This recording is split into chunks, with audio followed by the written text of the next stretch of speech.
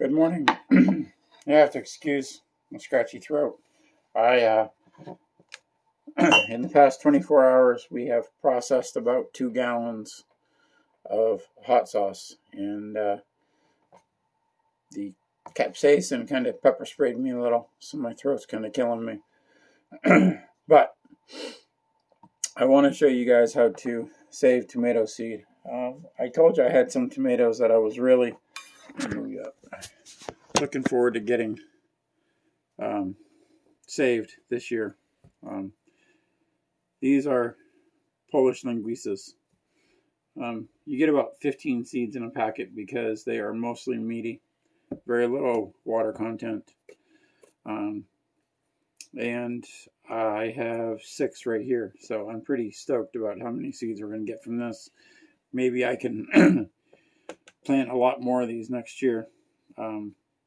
So if you, let's say you didn't plant any tomatoes this year and you still want to save seed, you can buy tomatoes at the store. I have found that if you buy tomatoes at the store, when you plant the seeds and you give them the open pollination of the wind or bees, and just let nature do its thing without them being in a hothouse, you will get really flavorful tomatoes. So even if your tomatoes don't have a lot of flavor that you saved, that you're going to save seeds from, when you grow them yourselves, you'll get really really good flavorful tomatoes if you grow them yourself. So to start with, you need a sharp knife, cutting board. I take and put my cutting board on a towel to keep it stable so it doesn't move on me. I use mason jars because they have the lids that tie on. And of course your tomatoes. So when you cut open a tomato, if you cut it lengthways like this, okay, with a paste tomato, you're going to have a lot of really long chambers. And tomatoes typically have about 4 chambers in them. If you only cut down the center, you're going to miss possibly one of the chambers of getting all the seeds out of. So what I like to do is take my tomato and cut it crossways. Okay, this one has 3. You see how much meat is in here? How thick the walls are? There's not a whole lot of in here for seed, but you can see that little gel in there. Okay, that gel is what you want to scoop out. So I'm going to cut all my tomatoes crossways first. And you can even do these with tomatoes that are a little squishy. That actually makes it a little easier to squeeze them. Let them go just a little bit past ripeness. These are ones that started green and we harvested green, and we let them store on a wire rack and they turned red. So this tomato, when it came in, was red. So I've got all 6 of my tomatoes cross cut like this, and I'm just going to, excuse me, I gotta grab a spoon. If you have a grapefruit spoon, this works really easily since you can use the serrations on the edge. I'm not grabbing a grapefruit spoon because I don't feel like searching for one. You just take and go around the inside, okay, like so. And there's your seeds. If you're doing this with a cherry tomato, you just squeeze it out.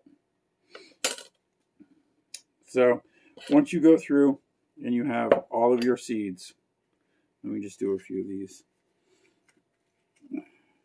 You're going to, these need to ferment for at least 3 days. I recommend a week to 10. I wouldn't go past 10 because then your seeds are just going to get really funky. I did 10 the first year I did this, and they got this little coating on them, this gray coating from the gel, and I didn't have a great germination rate. So the last batch I did, they look like they came out of a seed packet from a commercial place, even though they were home saved seed.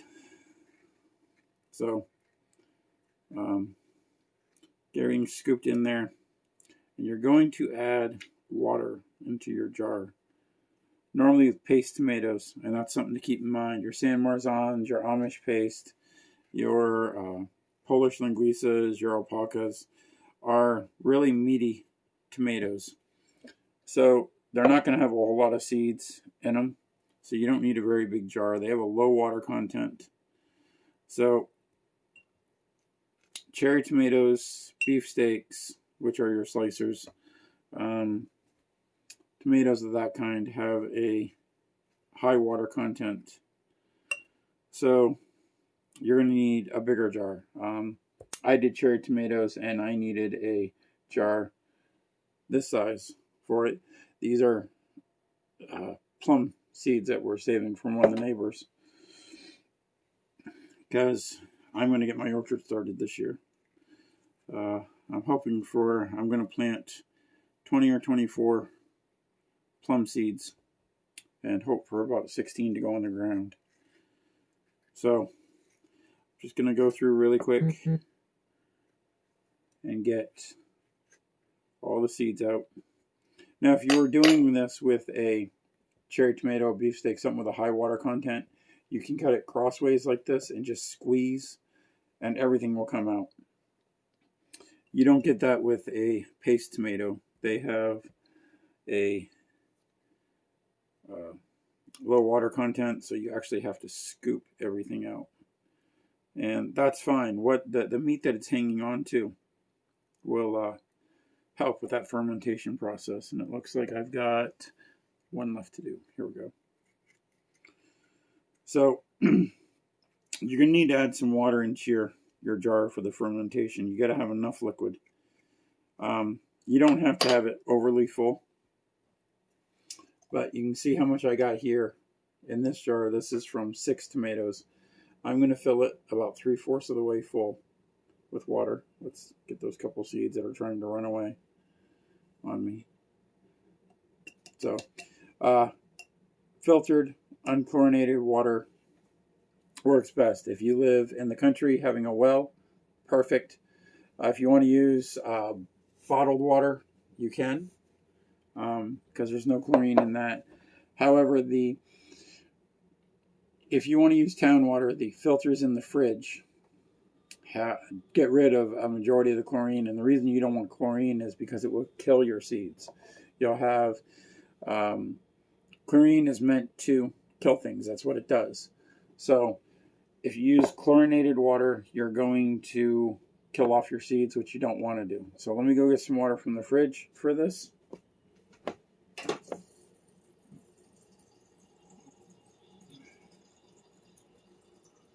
So I'm only going to fill it about 3/4 full. There we go. Okay. I'm going to take my spoon and give it a little stir. Just to kind of break things up a little bit.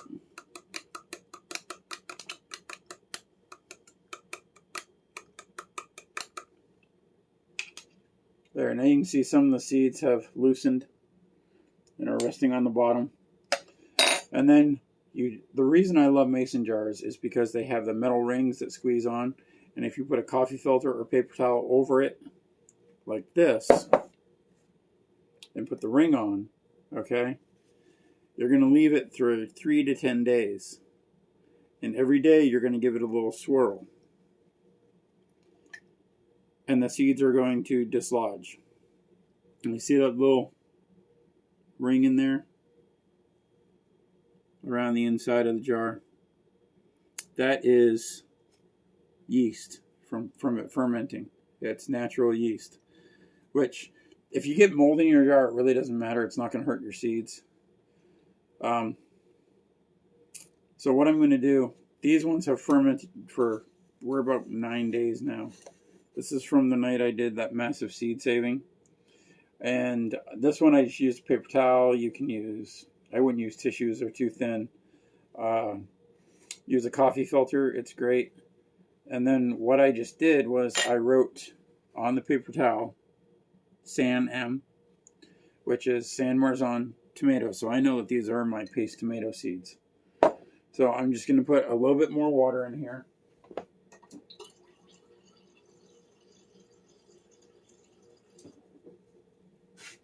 Okay.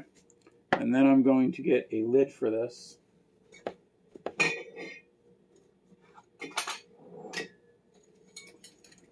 At this point, you want a lid because once you put that on there, you're going to give it a vigorous shake. And this is so you can break everything up. Make sure those seeds get dislodged. Make sure they get out of their little sacks. Okay, you can see seeds falling to the bottom. Anything that falls to the bottom is a viable seed, meaning high germination rate. If you don't ferment it, you're going to have a very low germination rate. I have had, I think with all the saved seed that I've planted, I'm about 90 to 100%, which is fabulous. Anything over 83 is great. Okay, so now that I have all these seeds down at the bottom, bad seeds float, good seeds sink. So if you have all your seeds at the top and none at the bottom after you do that shake, then you really don't have much to save. So I'm going to grab you, flip you around, and I'm going to show you how we get the liquid out of here and all the stuff in the sink without losing our seeds. So this is showing a lot at the bottom. I have 5 jars I'm going to do today, plus I'm going to get more stuff ready for seed saving. So let me take you, flip you around. Okay, these are all the ones I'm processing today. These here are my Campari, my little golf ball tomatoes. These here are the Black Versace, white cherry, and regular cherry. So you can see you can use any size jar, and another thing I like about the mason jars is if you save the boxes like I do to move stuff around and keep things together, you can easily put them in there so you can take them to the sink all at once. So let's go over to the sink. Now every time that I fill this, I'm going to use unchlorinated water.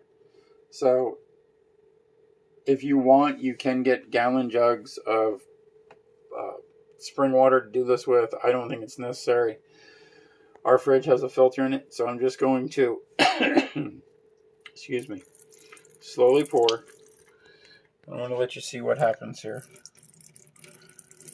You can see any little bad seeds coming out. There's only a couple in there that aren't good. Slowly pouring it out. And you're going to want to stop before you get too far back there. Okay, stop.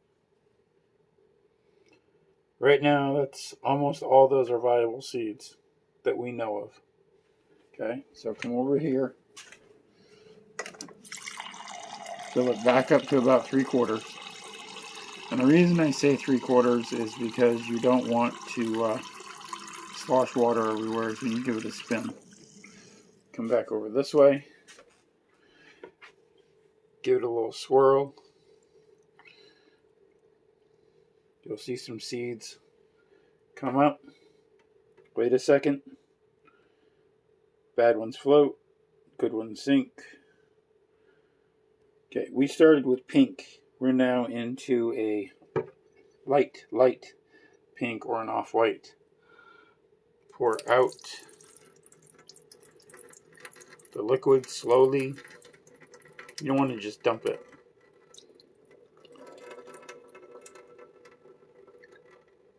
See a little piece of tomato coming out.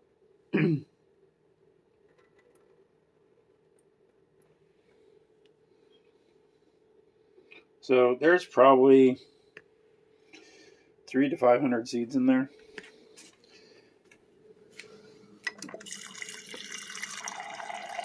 And this is probably, actually probably closer to 500 or 600 in there, because I think I did about 20 tomatoes. So fill it up. Good seed sinking. Give it a little swirl, just so any tomato stuffs can come off. You're actually going to do this between 7 to 10 times. Okay. The more you do it, the clearer your water is going to get.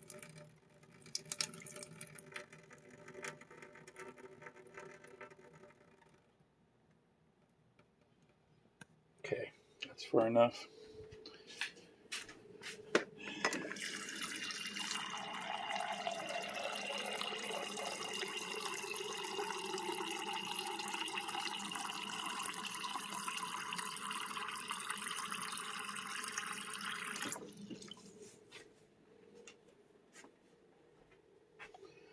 Little swirl.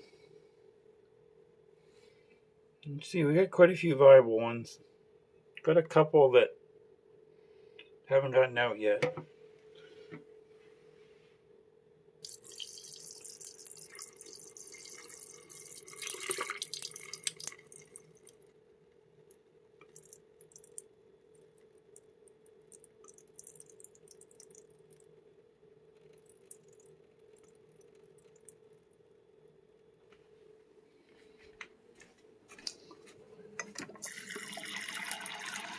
And after this one more time, and you should be fine. And then I'm going to show you how you get rid of all the water, except for what's stuck to the seeds, and dry your seeds.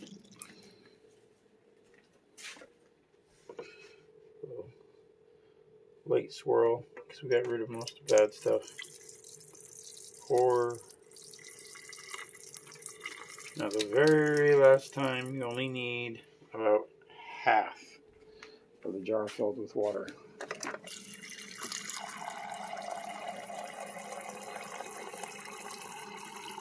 But after that, it's a quarter, because I'm going to show you what we're going to do to get all the seeds out of there. Oh, I so love looking at all those gorgeous seeds. Forgot to swirl.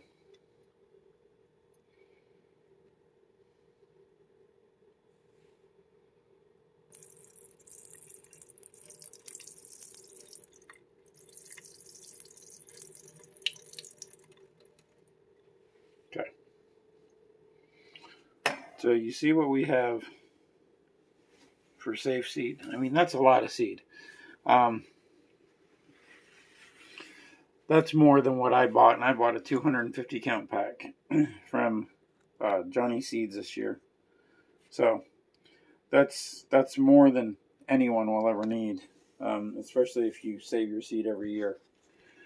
So now, how I'm going to get this out of here is a little bit more water. Okay. And then I'm going to get my little hand strainer. Something like this is all you need. Okay. So I'm just going to set that down in the drain because I don't have 3 hands. Give this a quick, vigorous swirl. Get everything moving. And pour it out all at once. So, only a couple seeds stuck. Nothing major. But a little bit more water won't hurt to do.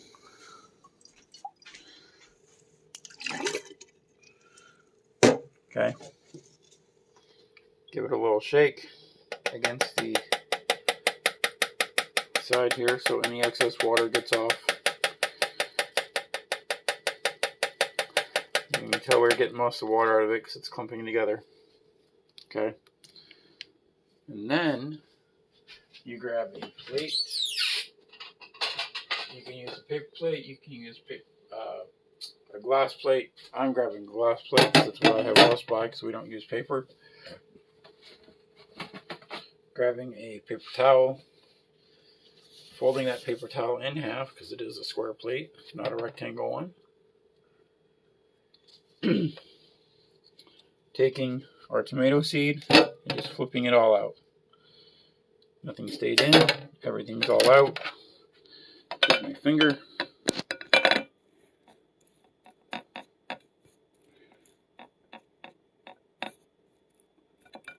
spread it all out.